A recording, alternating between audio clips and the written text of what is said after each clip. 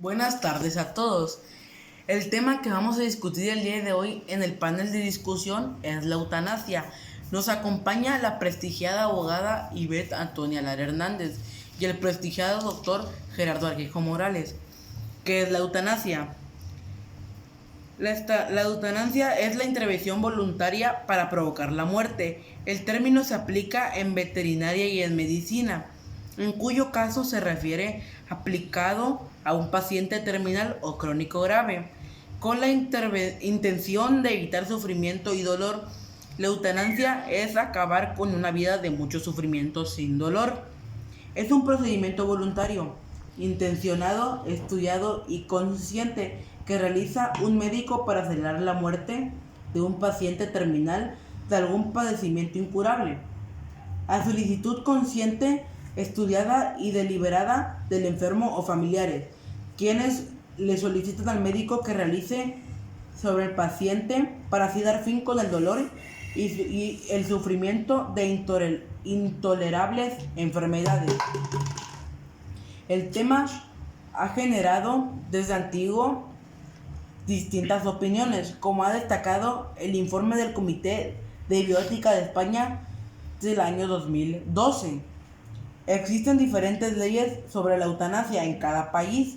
El Comité Selecto de Ética Médica de la Cámara de los Lores británica define la eutanasia como una intervención deliberada, emprendida con la intención expresa de poner fin a una vida, para aliviar el sufrimiento intratable. En los Países Bajos y en Bélgica es entendida como la terminación de la vida por un médico a petición del paciente. Sin embargo, la ley neerlandesa no usa el término eutanasia, sino que lo incluye bajo la definición más amplia del suicidio asistido y finalización de la vida a petición. En Colombia, la Corte Constitucional en su sentencia 2039 de 1997 manifiesta que el homicidio por los sufrimientos de otros y que doctrinariamente se le ha denominado homicidio pietístico o eutanástico por medio de la resolución 1216 a 2015 se reglamentó la eutanasia en Colombia y se creó el protocolo médico para la aplicación de la eutanasia. La eutanasia está clasificada de diferentes formas, directa e indirecta, según al accionar el médico voluntaria e involuntaria si cuenta o no con el consentimiento del paciente. Ahora la prestigiada abogada. Buenas tardes a todos, mi nombre es Ivette Antonia Lara Hernández. Como bien mencionó el joven Jesuri, soy abogada de profesión y para debatir este tema de eutanasia voy a aportar mi conocimiento en leyes aplicadas aquí en nuestro país, que es México. Como bien decía el joven Jesuri, la eutanasia se clasifica en dos puntos, que es eutanasia pasiva e eutanasia activa. Aquí en México aún no se ha reglamentado y no se aplica como tal el poder terminar con ese sufrimiento a un paciente en etapa terminal. No está aplicada y no está consentida en México. Si un médico quisiera auxiliar o ayudar a un enfermo terminal, aún con su consentimiento para terminar con ese dolor, estaría incurriendo en un homicidio o en un suicidio asistido. Tendría implicaciones jurídicas y sería sujeto a un procedimiento jurídico.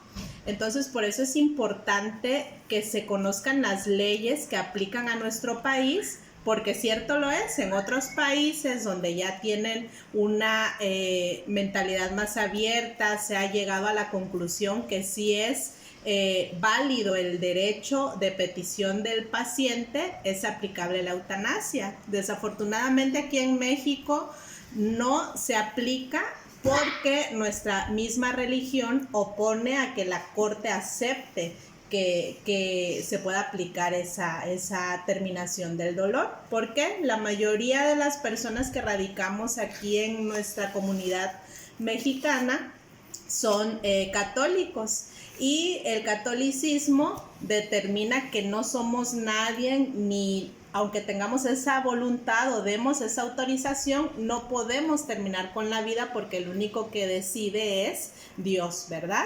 Entonces todas esas creencias, la cultura, todo lo que envuelve nuestro entorno social ha implicado a que hoy en día aún no se aplique lo que es la eutanasia activa.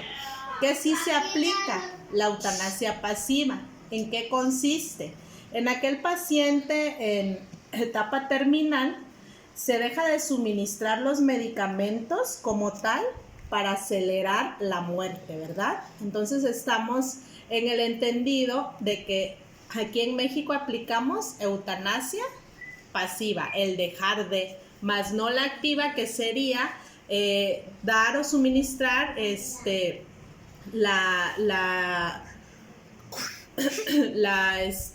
medicamento de muerte letal, y por lo tanto si se hace, ahí entonces estaría incurriendo en un homicidio o en un suicidio asistido. Es mi participación. Vamos con el prestigiado doctor de Harvard University.